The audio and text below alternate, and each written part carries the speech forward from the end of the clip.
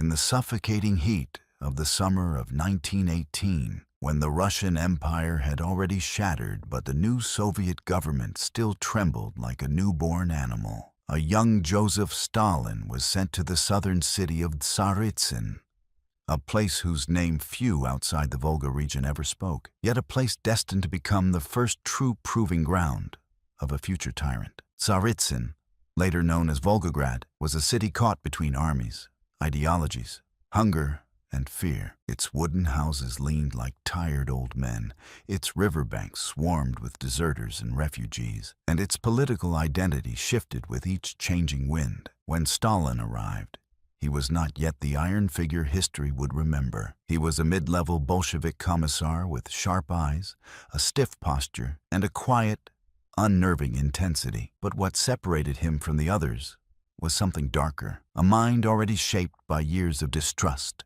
betrayal, secret police chases, and ideological wars. He came to Tsaritsyn not as a soldier, not as a leader, but as a man determined to prove himself indispensable to the revolution. He stepped off the train with a heavy coat draped over one shoulder, despite the heat, as if he were shielding himself from an invisible cold.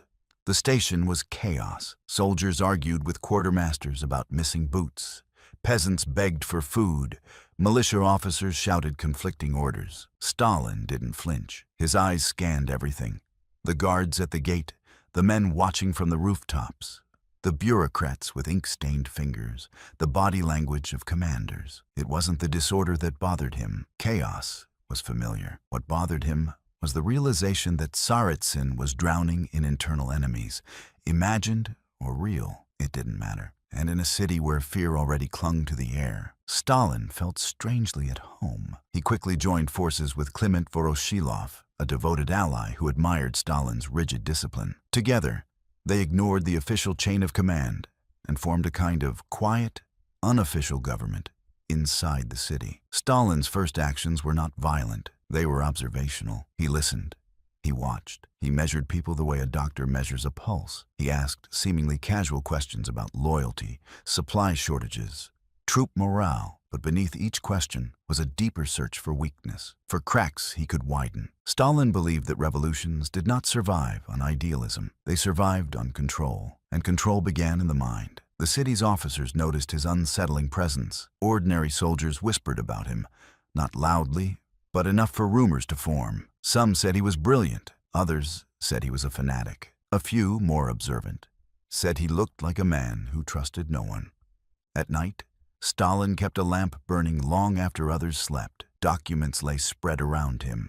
Supply lists, grain inventories, lists of suspected counter-revolutionaries. But what consumed his thoughts weren't the grain shortages or military reports. It was the feeling, the persistent, heavy feeling that someone in Tsaritsyn was sabotaging him. He felt it while walking down corridors, while sitting in meetings, while passing strangers in the dusty market streets. In the silence between conversations, he felt watched. It wasn't fear, it was anticipation, a kind of electric tension that made him sharper, more focused, more dangerous. The years he had spent evading the Tsar's secret police had changed his brain, leaving him with a reflexive suspicion that now curled around everything he touched. The real turning point came the first time a shipment of grain mysteriously disappeared. The city was starving. Peasants outside Tsaritsyn refused to hand over food without compensation. And the Bolsheviks, desperate, seized it by force. But this shipment had been different. It was guarded, inspected, sealed, and yet vanished. Stalin stared at the empty warehouse like he was staring into someone's mind. He said nothing for a long time, then whispered, "Someone here is lying to us." That night he called his closest associates into his dimly lit headquarters. No shouting, no anger, only cold questions. Who had loaded the shipment? Who had signed the documents? Who had been nearby? His voice stayed low and deliberate, but something in his tone made the room feel smaller, darker. Men avoided his eyes. Some shifted uneasily. Stalin noticed everything. This was the moment the psychological terror began. Not physical terror, not executions, not prisons, but the quiet terror of uncertainty. Stalin believed that paranoia was not a weakness, it was survival. He once told a nervous quartermaster, "Trust is a luxury of men who do not need power." In Tsaritsyn, power was life. He spent the next days assembling a map of connections in the city, who spoke to whom, who avoided certain people, who hesitated before answering questions. He built a mental web of suspicion so detailed that even innocent gestures became potential evidence. When the Cheka, the early Soviet secret police, led by Felix Dzerzhinsky at the national level, arrived to enforce order, Stalin did not greet them with the relief others felt. He greeted them with calculation. These were men who understood fear intimately. They used silence as a weapon. They could break a person not with torture, but with a single penetrating question asked at the right moment. Stalin admired them. He studied their methods. He sat in on interrogations, not to watch pain, but to watch fear bloom in the eyes of the accused. He analyzed the psychology of guilt, the psychology of lying, the psychology of loyalty. And slowly, a realization took root inside him. Fear was more useful than bullets. The first major psychological strike came when Stalin ordered the arrest of several officers suspected of cooperating with the Whites.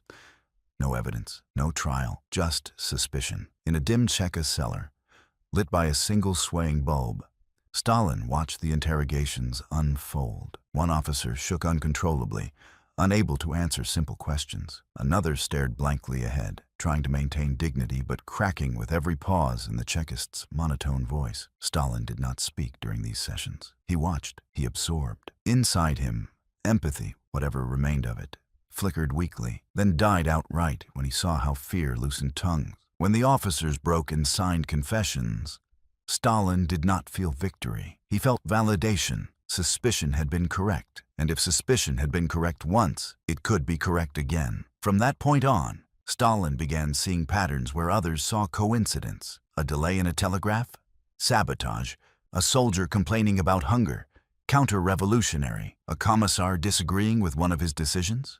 Secret enemy. The atmosphere in Tsaritsyn thickened. Men who once greeted Stalin with respect now greeted him with stiff, nervous nods. Conversation stopped abruptly when he entered rooms. Even Voroshilov, his loyal ally, noticed the change. Stalin's eyes grew darker, more hollow, more distant. He slept less. He paced more. He began holding meetings late into the night, scribbling notes furiously, analyzing every detail of the city's political climate like a scientist studying a deadly virus.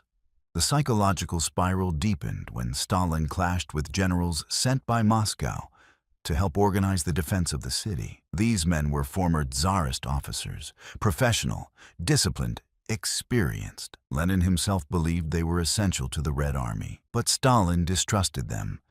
He believed their politeness masked treason. He watched them speak with their hands behind their backs, watched the subtle glance they exchanged when he mentioned supply shortages. In Stalin's mind, these gestures were not neutral. They were signs. He concluded that these men were planning a betrayal. Without consulting Moscow, he ordered their arrest. In another dim cellar, they faced interrogators who questioned them until their minds blurred. Even under pressure, they insisted on their innocence. Stalin remained unconvinced. The confessions he sought never came, yet he executed many of them anyway. Not because he had proof, but because proof was irrelevant. Suspicion was enough. When news reached Moscow, outrage followed.